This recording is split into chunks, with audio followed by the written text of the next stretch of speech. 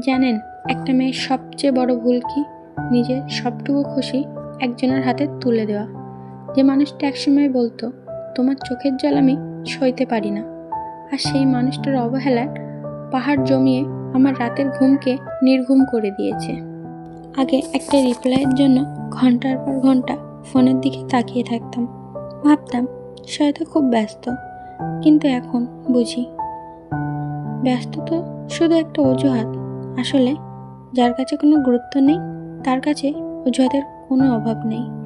মধ্যরাতে যখন বুকটা ফেটে কান্না আসে, তখন ফোনটা হাতে নিয়ে কাউকে বলা যায় না, আমি খুব একা।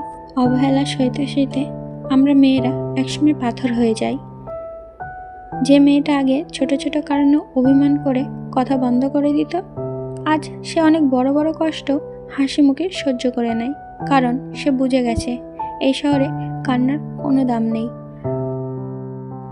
আর মায়া কাটানোর যতটা সহজ বলা যায়, বাস্তবে তার চেয়ে হাজার গুণ কঠিন। কত রাত তার জন্য নষ্ট করবেন? যে আপনাকে হারানোর ভয়ে একবারও শিউরে ওঠে না, তার জন্য নিজেকে শেষ করার কোনো মানেই হয় না। আয়নার দিকে তাকান, নিজেকে একবার বলুন, আমি কারোর অবহেলার পাত্রী হওয়ার জন্য জন্মাইনি। নিজের খুশি নিজেই খুঁজে নিন, কারণ আপনার হাসিটা আপনার চেয়ে বেশি মূল্যবান আর কারোর কাছে নয়।